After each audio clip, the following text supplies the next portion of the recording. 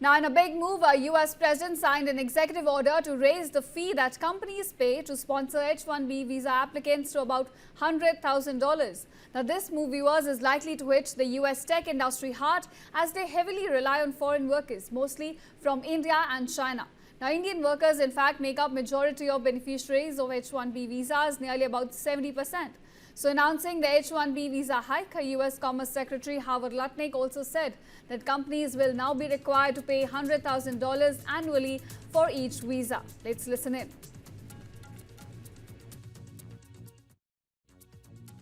We'll use for cutting taxes and paying down debt. We think it's going to be very successful. Essentially, we're having people come in, people that in many cases, I guess, are very successful or whatever.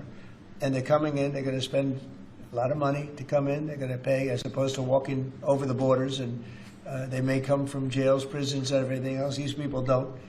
They're very productive people. And they're going to pay $1 million. The corporation's going to pay $2 million. And it's going to raise billions of dollars, billions and billions of dollars, which is going to go to reduce taxes, pay off debt, and other good things. And meanwhile, according to an internal email seen by Reuters, Microsoft on Saturday advised its H-1B visa and H-1B visa employees to return to the U.S. immediately ahead of the September 21st deadline. It has also advised its H-1B visa employees that are currently in the U.S. to continue working in the country for foreseeable future. In fact, the U.S. President has also unveiled two new investor visa schemes named as the Trump Gold Card and Trump Platinum Card. Now, they are priced from $1 million to $5 million. Now, this program aims at attracting top-tier talent and high-net-worth individuals to the U.S. In fact, the Trump Gold Card comes with exclusive privileges for both individuals and businesses. So, while the Gold Card includes a potential pathway to citizenship, this Platinum Card allows foreigners to spend up to 270 days in the U.S. without paying taxes on overseas income. Now, joining me on the broadcast is Pramit Pal Chaudhary, Head of South Asia Eurasia Group. Thank you, Mr. Chaudhary, for joining us here on News9. Now, I want to understand from you this hike to about $100,000. How much is this in terms of percentage? And also, what will be the immediate impact of this on those who are currently in the U.S. and also those who are planning to move to the U.S.? So we don't know yet, one, about whether this is legally possible because it's an executive order. Traditionally, the fees decided on visas is a U.S. congressional prerogative, not that of the executive. So it depends. I think there may be a legal challenge. We'll have to see where that goes. I don't think there will be much congressional opposition. There is a strong sense in America and anti-immigrant sentiment across, in fact, all across the Western world. So we should expect some little pushback on that. That's one element of it. Second, so far as we can tell from the executive order, we don't have details on exactly how it will be implemented. It is not retroactive. In other words, it does not affect those who already have H-1B visas. So those who already have it are probably But those who will apply for renewal, those will be impacted.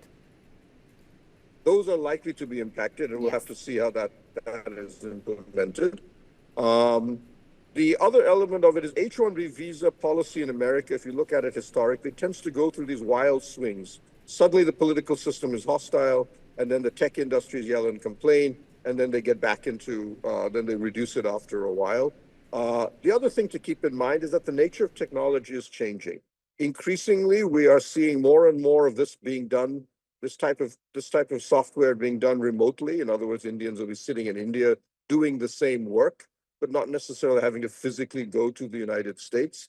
The other part of that story, I think, though, is that a lot of what we're seeing now is software work being done through global capability centers. In other words, instead of outsourcing to an Indian company, a Boeing or a Microsoft doing it through their own Indian subsidiary.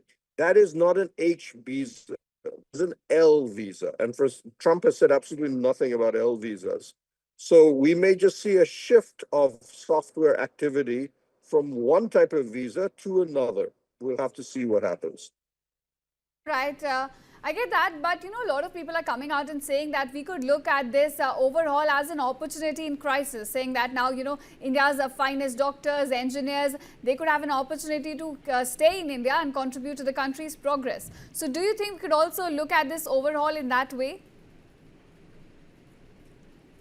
Yeah, I think the nature of the traditional way of just physically doing software and flying over to do that, the body shopping element is on its way out anyway.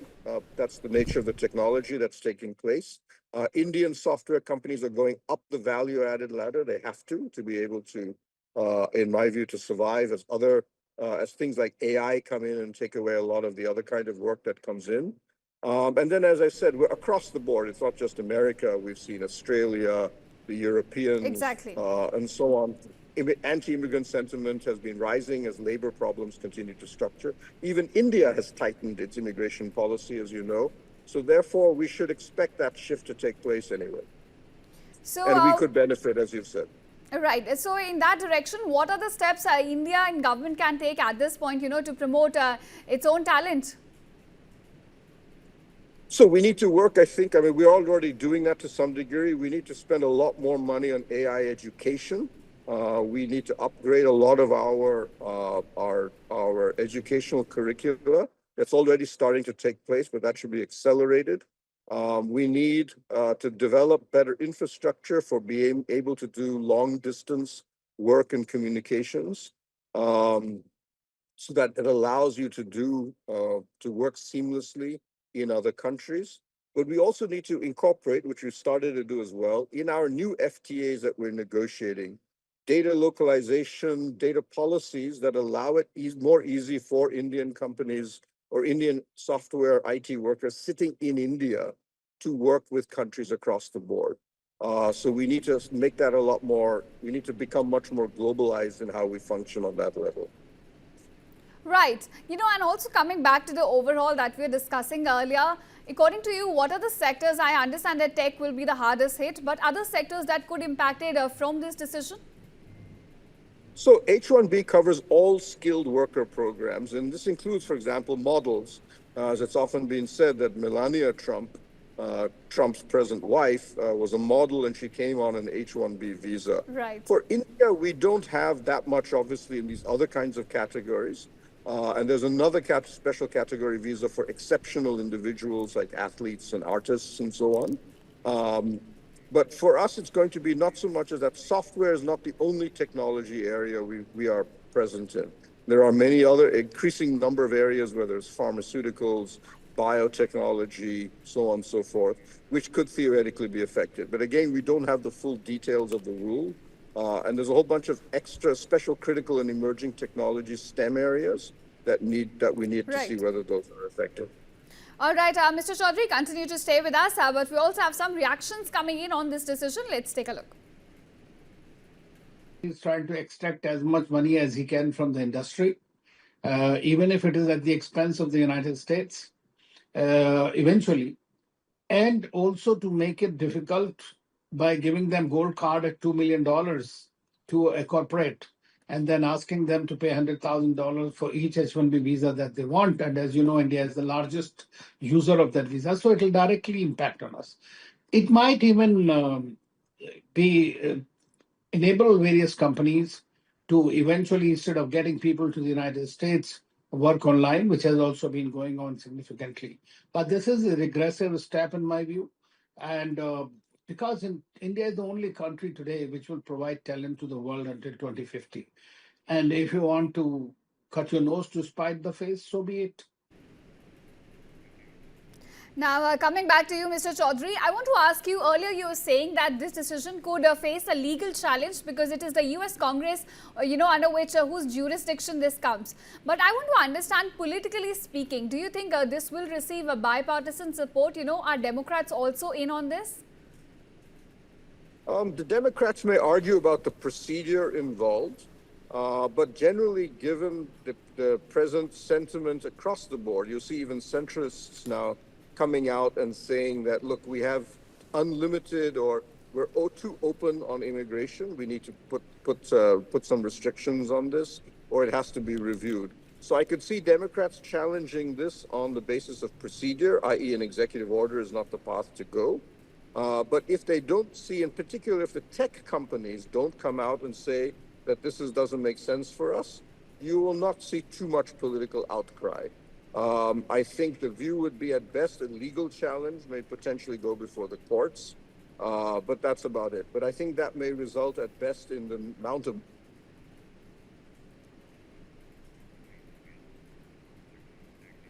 All right, we'll try to connect back to Mr. Chaudhary, but that's the latest we're getting in on this. Donald Trump has now brought in an overhaul when it comes to H-1B visa. He's raised the fee to about $100,000 per application.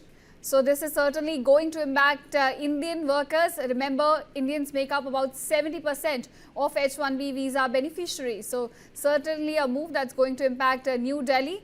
Remember, it's also going to hit hard the U.S. tech industry as they heavily rely on foreign workers, mostly from India and China.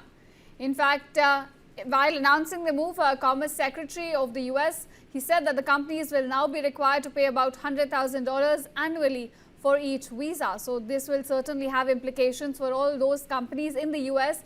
that attract foreign talent and the ones who sponsor H-1B visas. In fact, we're also getting some reactions on this. According to an internal email seen by Reuters, Microsoft on Saturday advised its H-1B and H-1 visa employees to return to the U.S. immediately ahead of the September 21st deadline. In fact, it also advised its H-1B visa employees that are currently in the U.S. to continue working in the country for foreseeable future. Now, the U.S. President, remember, it's not just the H-1B visa scheme. He's also unveiled two new investor visa schemes, which are named as the Trump Gold Card and Trump Platinum Card visas. So certainly a lot of changes coming in when it comes to immigration, both legal and illegal immigrations, and specifically now with regards to H-1B visas. Now, when we talk about the impact of H-1B visa, remember it's going to impact employers who sponsor foreign talent. It's going to hit hard the STEM industry. Even consulting companies are going to be impacted by this very decision that has been brought in from the Trump administration now. Now, experts say that it is the U.S. Congress who has the prerogative to take a decision on something like this. So this move brought in by Donald Trump could now face a legal challenge. But as of now, he has announced the move, and it seems that it might get political support also across party lines in the U.S. So certainly something that's going to impact Indian workers as they make up about 70% of H-1B visa beneficiaries. Now, when we talk about this overhaul, it targets abuse of visa lottery system. It affects new applicants and also the ones in the U.S. who will be applying for renewing their H-1B visas, and it will also impact employers who sponsor foreign talent. Remember, the program, it aims at attracting highly skilled workers to the U.S.